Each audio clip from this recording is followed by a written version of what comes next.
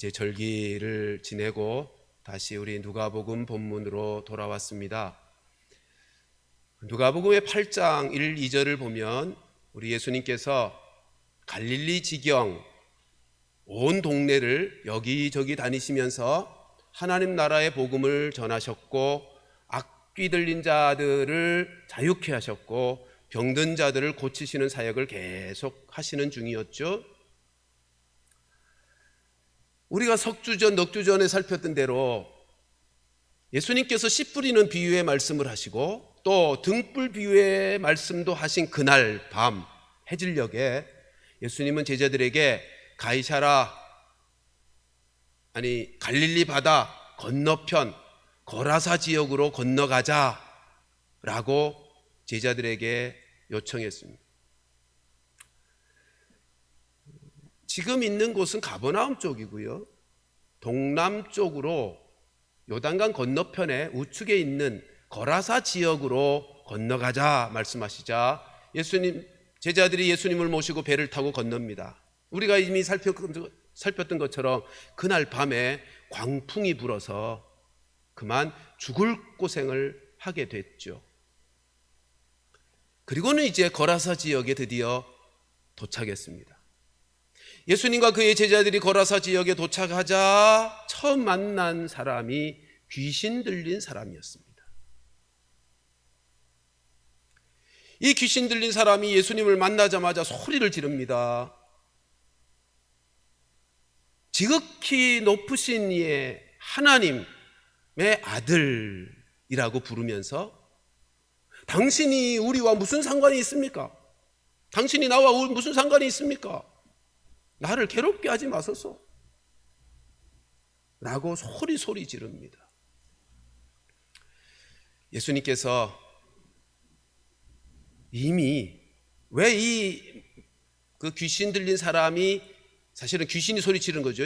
귀신 들린 사람이 이렇게 소리치는 이유는 29절을 보면 이미 예수님께서 그 사람을 만나자마자, 귀신 들린 사람 만나자마자 그 사람 안에 있는 귀신에게 나오라고 말씀하셨기 때문입니다.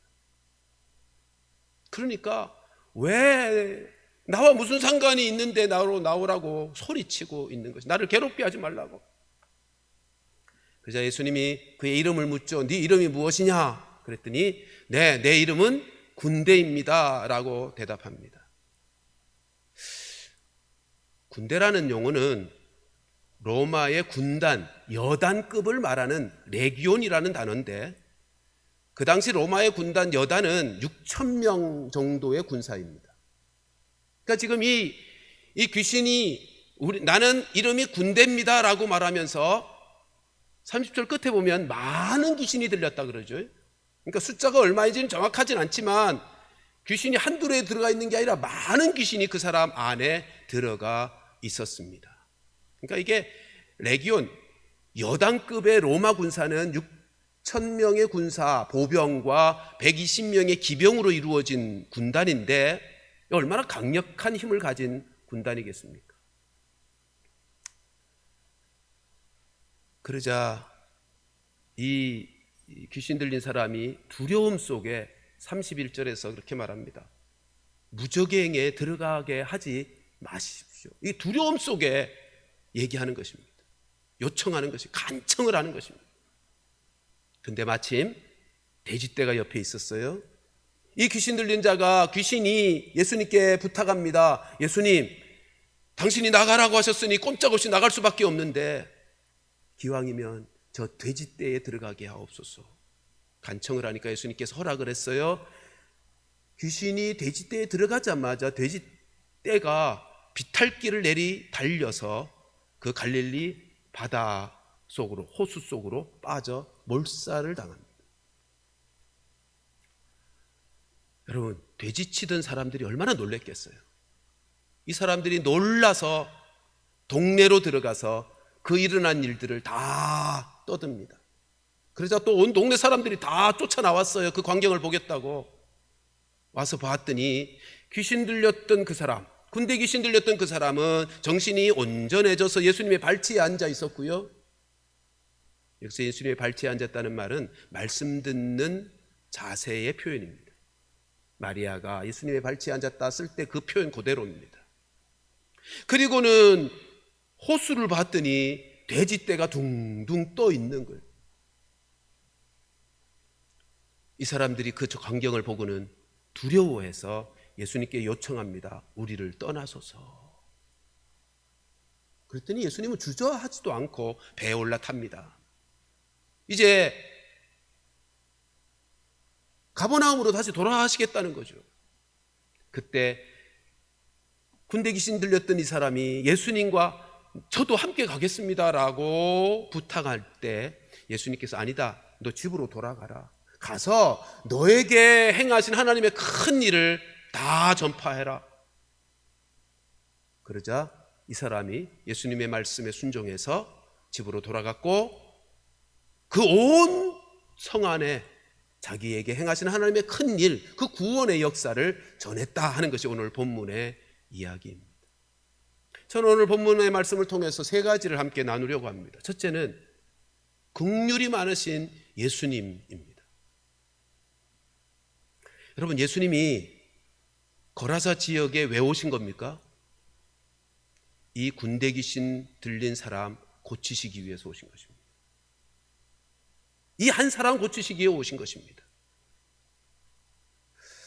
우리가 읽지는 않았습니다만 다음 주에 살펴볼 40절을 보면 다시 가버나움으로 돌아가시는 때 거기서 기다리고 있었다라는 말씀이 있죠.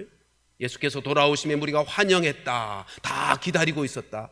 그러니까 오늘 본문에 떠나소서라고 하니까 배를 바로 올라탄 것도 그렇고 그 가버나움에서 계속 사람들이 예수님이 오시기를 기다렸다고 하는 것에서도 알 수 있는 것처럼 예수님은 이 한 사람을 고치시기 위해서 오셨던 것입니다.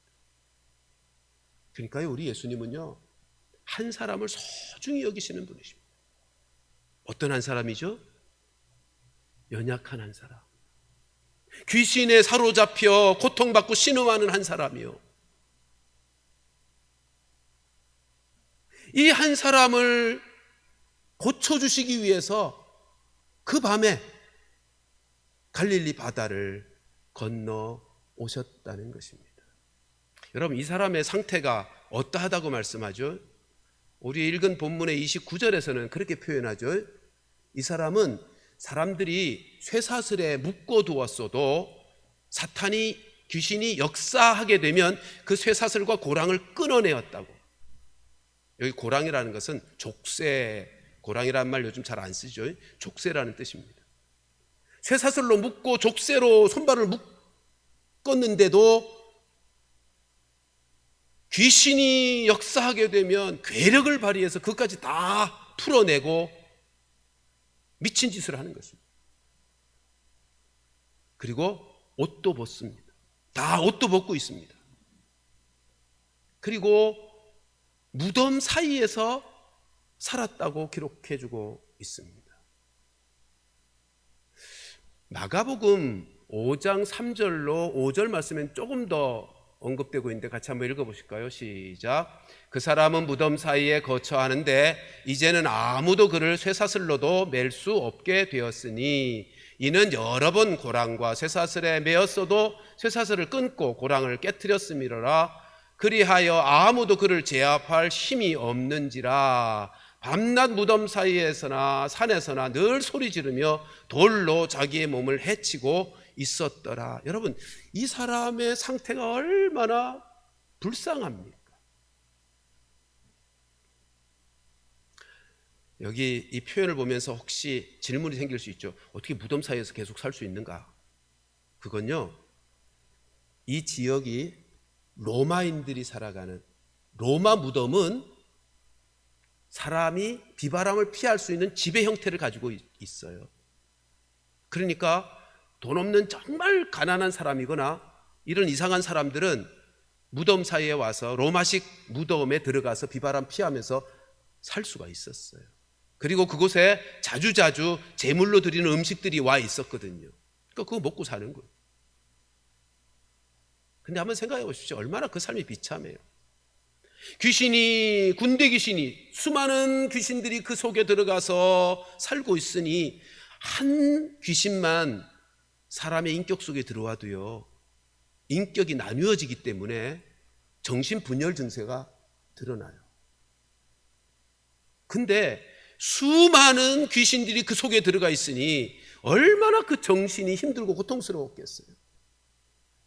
그리고 사람들은 그를 쇠사슬로 묶고 족쇄로 채우고 했으니 그 인생이, 그러니까 옷을 입지 않고 살았다고 하는 것, 그리고 무덤 사이에 살았다고 하는 이 표현만으로도 그의 인생이 얼마나 황폐하고 피폐해 있는 인생이었는지를 알 수 있지 않습니까? 주님이요, 이런 사람 한 사람 고치시겠다고 갈릴리 바다를 건너오신 거예요.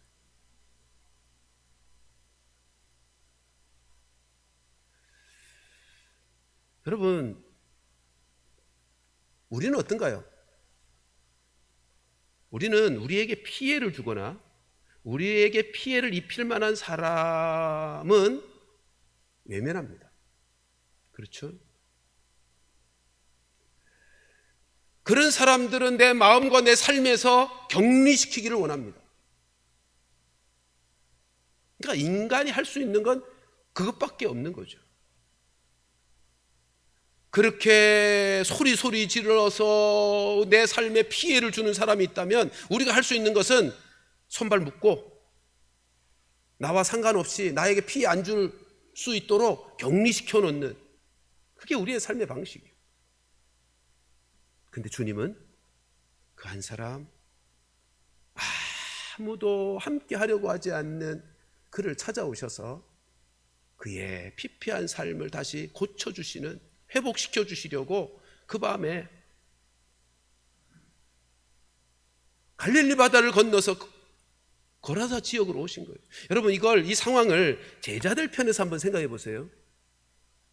제자들이 다시 예수님이 배를 타고 가버나움 지역으로 배 타고 돌아가실 때 배 위에서 이런 불평하지 않았겠어요? 예수님, 저 한 사람 고치시겠다고 지난밤 온 거예요? 아니, 환영도 받지 못할 그 일을 위해서 왔냐고요. 우리가 지난밤에 오면서 죽을 고생한 거 생각해 보세요. 여러분, 했지 않았겠어요?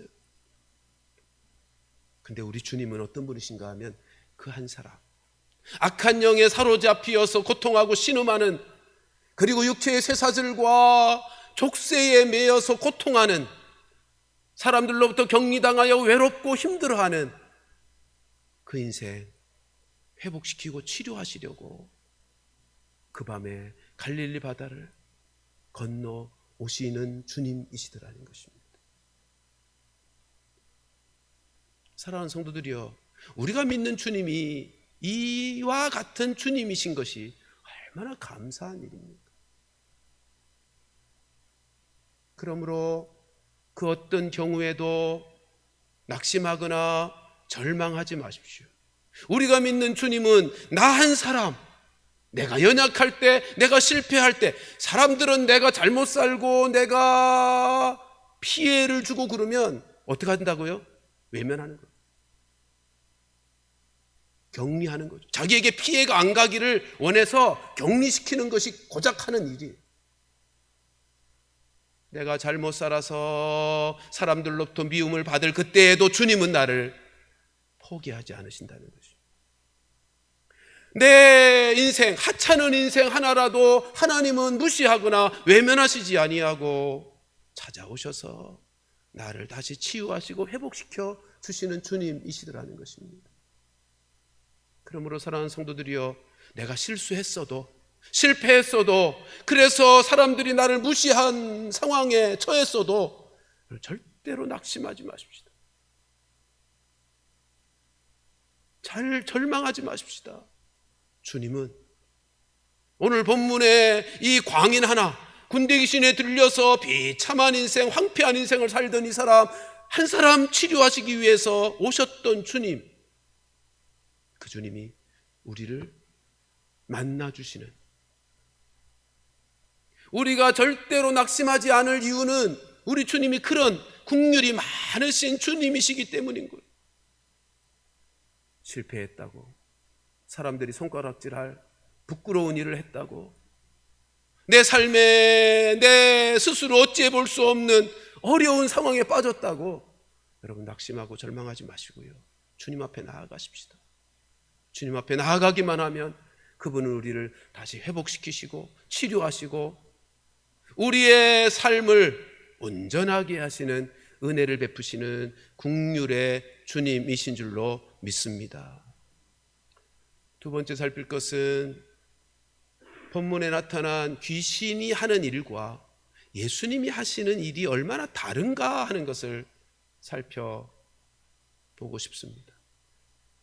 이를 위해서 성경 구절 하나 보십시다. 요한복음 10장 10절 말씀 같이 읽습니다. 시작. 도둑이 오는 것은 도둑질하고 죽이고 멸망시키려는 것뿐이요 내가 온 것은 양으로 생명을 얻게 하고 더 풍성히 얻게 하려는 것이라. 여기 도둑이 누구죠? 사탄 마귀 악한 영들이요, 귀신이요. 여기 내가 할 때 나는 누구시죠? 예수님이요. 사탄 마귀와 그의 휘하 쫄병들인 악한 영들 귀신들이 오는 것은 도둑질하고 죽이고 멸망시키는 것입니다. 근데 여기서 멸망이 어떤 의미일까요? 그냥 딱 죽어지는 죽음의 단순한 죽음의 문제일까요? 아니요. 지옥에 들어가는 문제. 지옥에 들어가는 문제. 영원한 형벌 가운데 들어가는 멸망이. 근데 예수님이 오시면요 생명을 얻게 하는 거예요. 이 생명 어떤 생명이죠? 영원한 생명이에요. 그리고 풍성한 그 생명이 풍성하게 살아가는, 그래서 열매 맺는 삶을 살게 하시는 주님이시라는 것입니다. 여러분 오늘 본문에서 31절 보실까요? 이 귀신 들린 사람이 제일 두려워한 것이 뭐였어요? 무적에게 들어가는 것이었어요. 무적행이 뭘까요? 무적행, 우리 한자어로 무적행, 없다 무자고요. 저자는 밑바닥이요. 그러니까 밑바닥이 없는 감옥이라는 거예요. 감옥갱자니까 동굴갱자. 무슨 말이냐면 악한 영들을 사로잡아 임시로 잡아놓는 곳을 성경에서는 무적행이라고 그래요.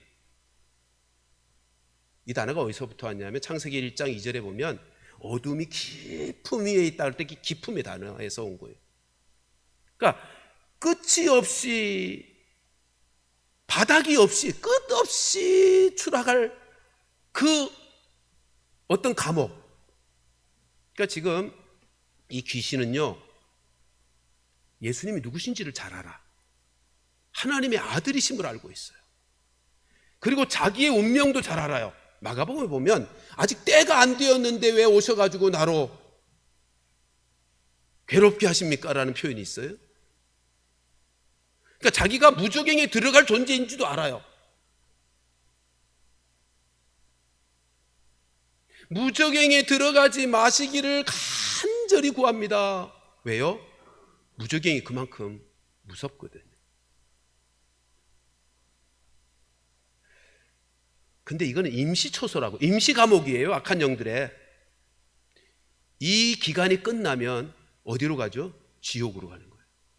영원한 유황불로 꺼지지 않는 불에서 영원토록 살아야 되는 지옥에 들어가는 거예요. 요한계시록 20장 10절 말씀 보면 그렇게 말씀하죠. 요한계시록 20장 10절 말씀 같이 읽습니다. 시작. 또 그들을 미혹하는 마귀가 불과 유황못에 던져지니 거기는 그 짐승과 거짓 선지자도 있어 세세토록 밤낮 괴로움을 받으리라. 거기 보면 마귀가 악한 영들이 이제 유황불, 불과 유황못에 던져지는데 거기서 세세토록 영원토록, 이게 지옥이죠. 근데 거기는 악한 영들만 가나요? 아니잖아요. 예수 안 믿은 모든 사람들도 가거든요. 그래서 14절 15절 보면 계시록 20장 14절 15절도 같이 읽으십시다. 시작. 사망과 음부도 불못에 던져지니 이것은 둘째 사망 곧 불못이라. 누구든지 생명책에 기록되지 못한 자는 불못에 던져졌다. 여러분 이 불못이라고 표현되는 지옥이 어떤 곳인지 아십니까? 지옥을 여러분들이 생각할 때 어떤 곳이라고 생각이 들어요? 어떤 분은 그렇게 표현했어요. 한치의 희망도 가질 수 없는 곳.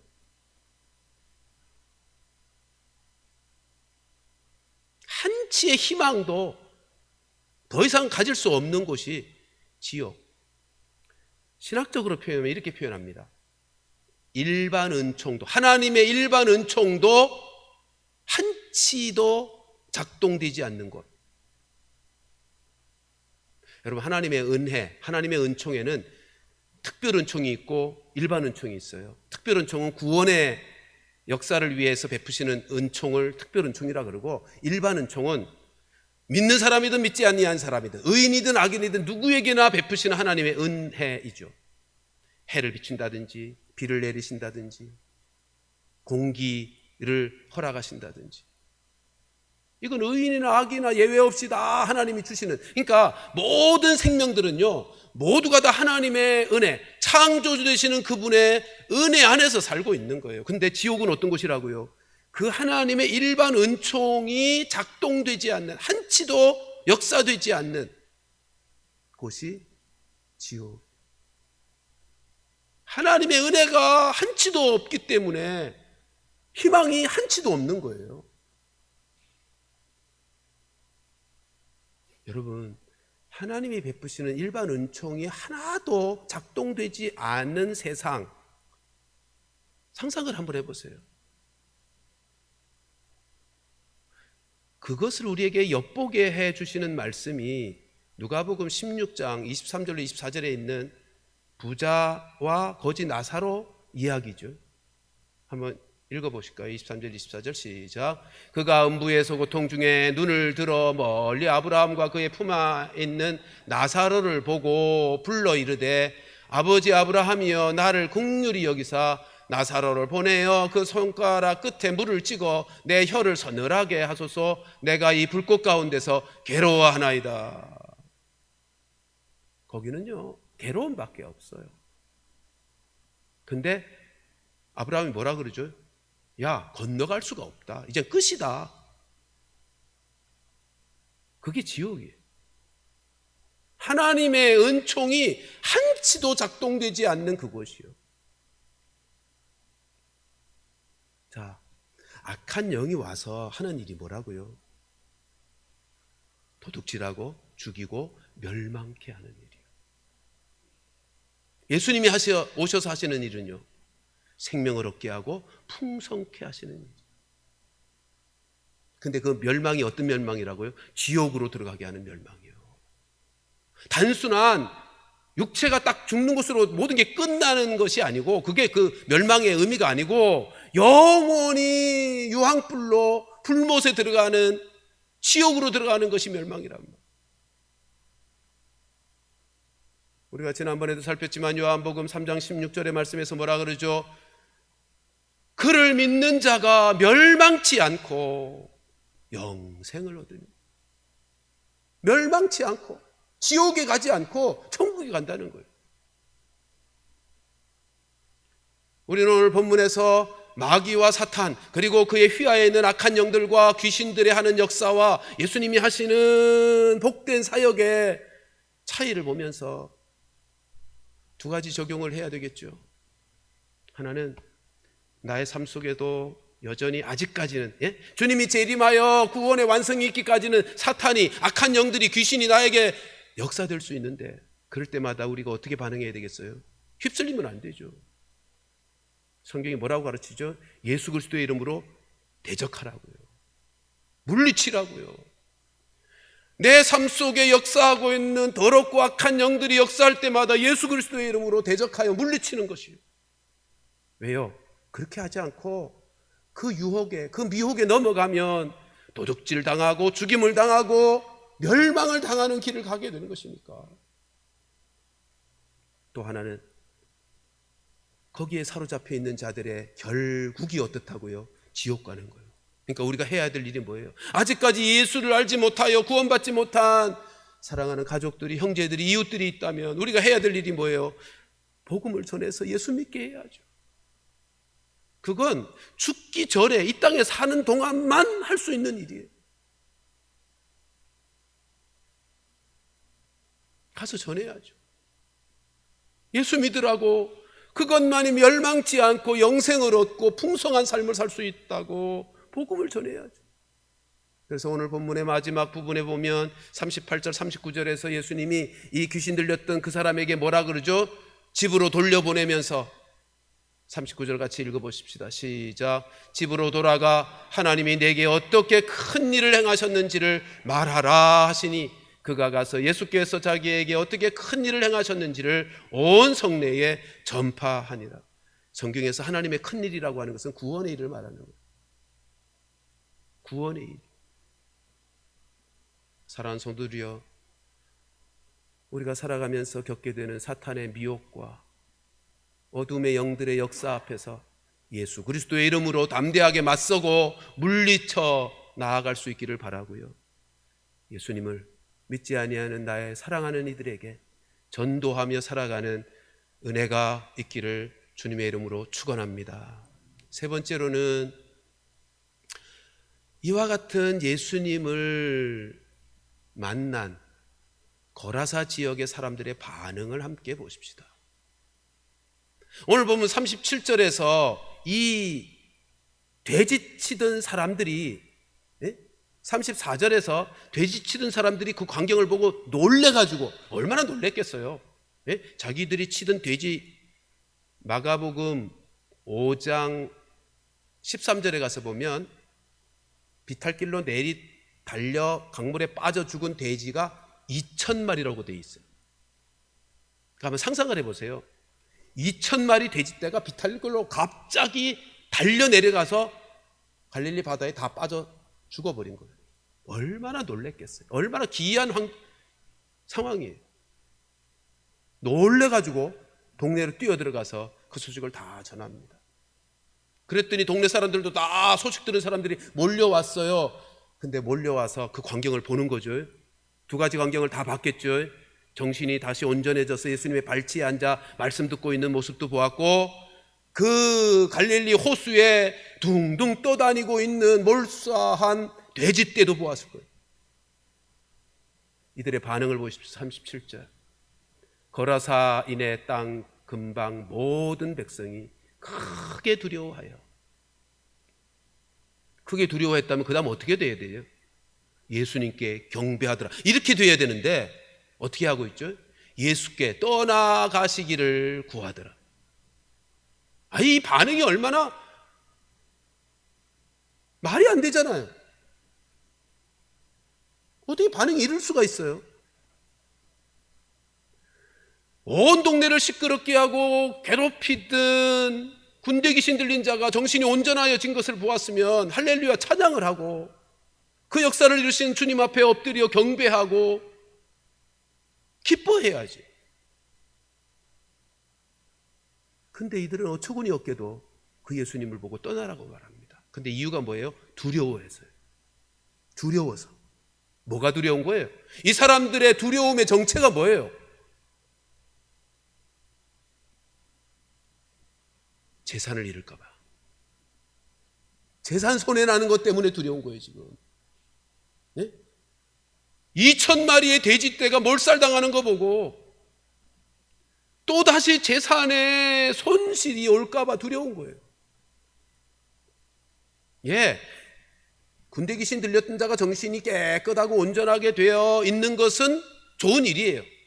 근데 그것보다 이들에게 뭐가 더 중요한 거예요 지금? 재산이 더 중요한 거예요. 여러분, 이들이 지금 두려워했다는 것에 더 근원적인 이유를 한번 좀 생각해 보십시다. 예수님께서 군대 귀신 들린 자의 그 군대 귀신을 어떻게 하셨다고요? 돼지떼에 들어가게 하셨어요. 그래서 돼지떼가 몰살당했어요.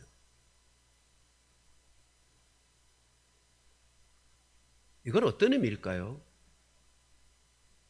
거라사 지역에 사는 사람들에게 이 사건은 예수님이 크게 하시고 싶은 메시지를 담은 역사예요. 여러분, 유대인들은 레위기의 말씀대로 돼지가 부정한 동물이기 때문에 먹지 않았습니다. 그래서 기르지도 않았습니다. 그게 유대인의 문화예요. 돼지는 부정한 짐승이어서 먹지 않는 음식이었고, 그러니까 기르지도 않죠. 근데 지금 거라사 지역의 이 유대인들은 지금 뭐 하고 있었다는 거예요? 돼지를 기르고 있었다는 거죠. 왜 길렀을까요?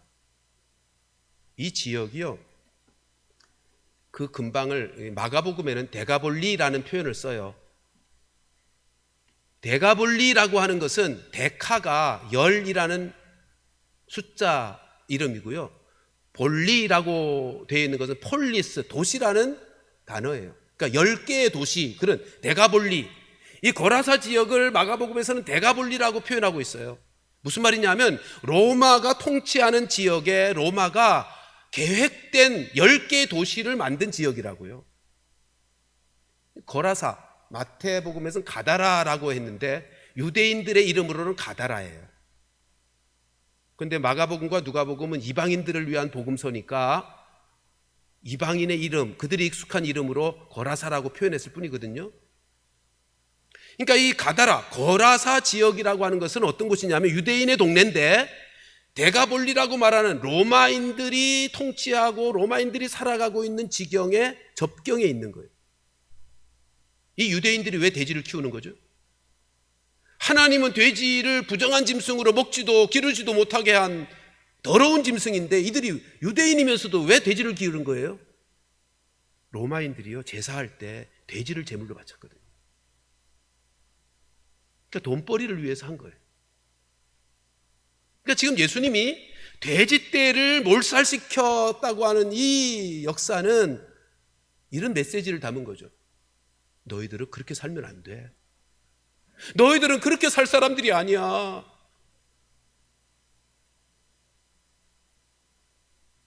너희들은 하나님의 백성이잖아.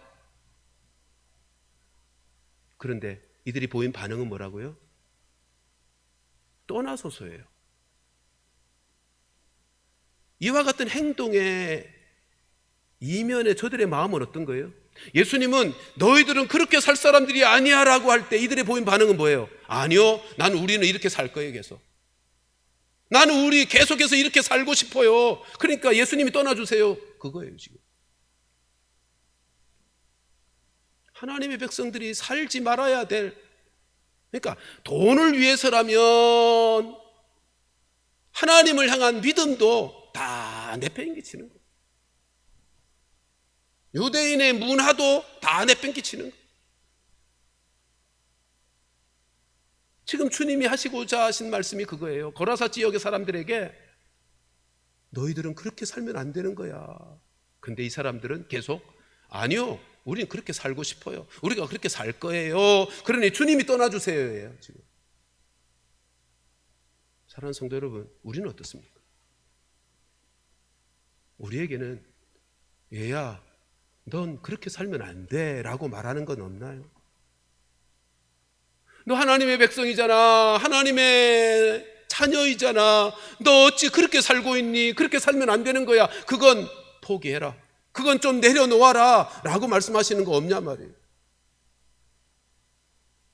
그것이 돈일 수도 있고 명예일 수도 있고 자존심 세우는 일일 수도 있고 그 어떤 욕망일 수도 있고.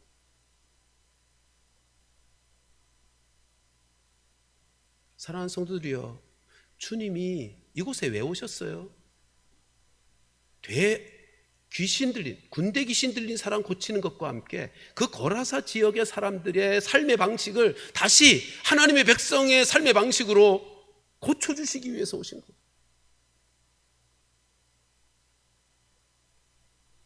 근데 이들은 자신의 삶의 방식을 포기하지 않겠다는 것입니다. 자기들의 구원을 위해서 오셨는데도 그 복을 스스로 발로 차버리는 거예요.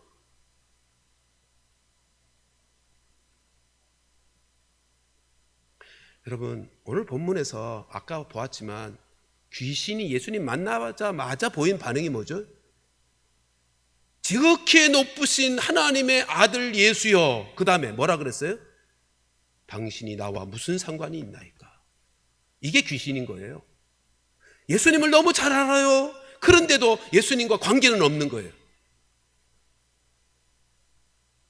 만일 우리도 예수님을 알지만 예수님이 나와 상관이 없는 사람이 되기를 원한다면, 내 삶에 하나님이 관계하시지 않는 삶을 원한다면 귀신의 반응과 똑같은 거예요. 거라사 사람들과 똑같은 거예요. 주님이 내 삶에 관계를 하셔야죠. 그분이 내 인생 속에 들어오셔서 내 삶을 새롭게 변화시켜가고 회복시켜 가시는 일을 하게 하셔야죠. 그게 우리가 그분을 구주로 모신 이유 아닌가요? 당신과 내가 무슨 상관이 있나이까? 이게 사탄의 반응이고 거라사 지역의 사람들의 반응인 거예요.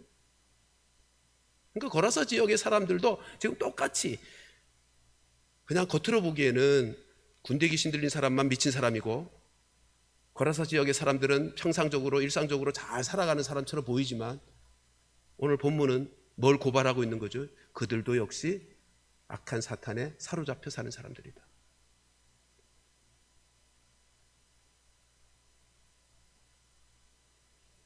사랑하는 성도들이여, 주님이 나를 보시면서, 아니 우리가 말씀을 대하면서 말씀이 나로 하여금 너 그렇게 살면 안 된다, 너 이거 고쳐야 돼, 이거는 포기해야 돼, 이거는 내려놓아야 되는 거야 라고 말씀하실 때 우리가 어떻게 반응하고 있는가 말이죠.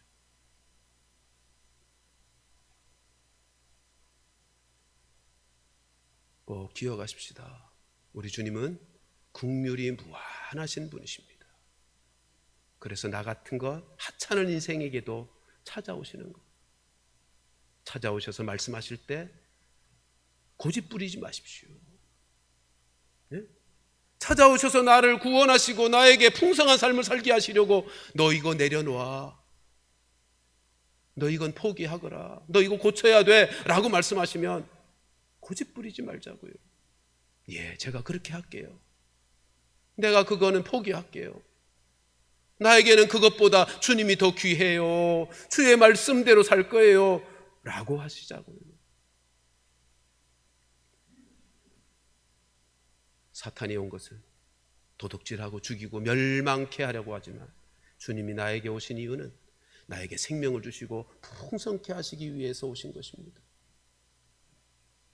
우리 모두 주님이 말씀으로 성령으로 나에게 오셔서 말씀하실 때마다 내 삶의 방식을 고집하지 마시고 말씀 앞에 나를 내려놓고 그렇게 살아가기를 겸손하게 고백하면서 우리 안에서 주님이 주시는 바 생명과 풍성함의 축복을 누리는 귀한 성도들 다 될 수 있기를 주님의 이름으로 축원합니다. 기도하십시오.